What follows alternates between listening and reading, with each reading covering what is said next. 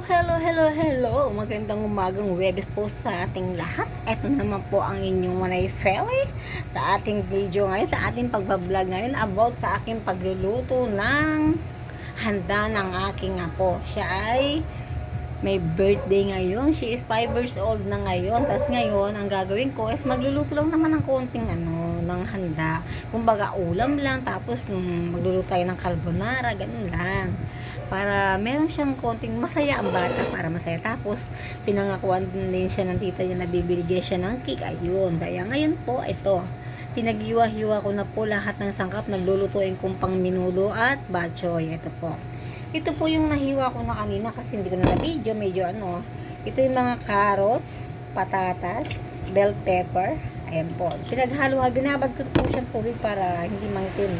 Ito po, hiniwa-hiwa ko na po siya ng ng square. Ito po, ayan. Tapos ito po yung patatas, ayan. Tapos ito na po yung karne na pinaghiwa-hiwa ko na rin po itong karne na gagawin kong pang minudo. Ito na po siya, kinat-cut ko na po siya, ayan.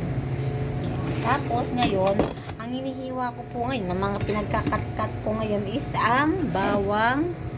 At ito na rin, nahiwa ko na rin ang sibuyas. Tapos ito, susunod ko tong luya. Ayan po ang mga sangkap niya. Tapos ito naman po ay ang ilalagay natin. Siyempre, sa minudo, walang magano yan, tomato sauce. Ayan po.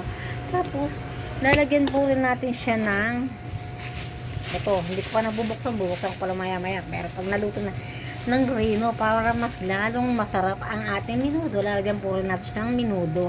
Ng rino pala, cut. Lalagyan po natin siya ng rino, ayan, para po mas masarap ang ating minudo. Tapos kung gusto po natin medyo maanghang ng konti, lagyan po natin siya ng sili. Kung gusto lang po na medyo maanghang ng konti ang minudo, para matanggal ang mga suya. Siyempre, pagka minudo may mga suya-suya nangyayari. Ayan, ito po ang ating lulutuin ngayon sa araw na ito dahil birthday ng aking apo. Medyo ulam lang po ang iluluto natin. Tapos mamaya merienda yung carbonara. Ayan, magluluto tayo ng batchoy. Ito naman po yung sa batchoy, yung pang batchoy natin. Ito po, cut na rin po ako ng sayote para sa batchoy. Tapos meron din ng batchoy na tawag dito Mickey. Ito po para sa batchoy. So Mickey, ito ang ilalagay ko dito sa batchoy. Ito po yun, may sabaw po itong batchoy. Ayun po, igita po natin siya, guys. Kaya for today's vlog, ito po ang ating pagluluto. Magluluto tayo ng menudo at batchoy. At meron din tayong siling haba. Dami ko nabiling siling haba. 10 piso lang naman po, pwede na, diba po? Kung gusto ko lang pong magluto pa rin ng yung bang siling nilalagyan ng ang tawag dun.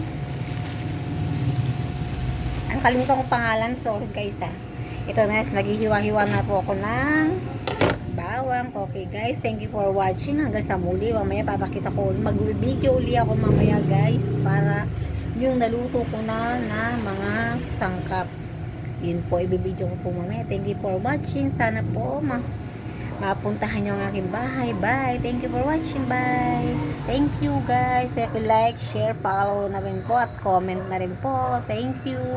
Ito po umuli, hindang inyong Manay Feli Flores po, para sa video po ngayon sa ating vlog for today is about sa menudo and batchoy. Thank you for watching guys. Bye.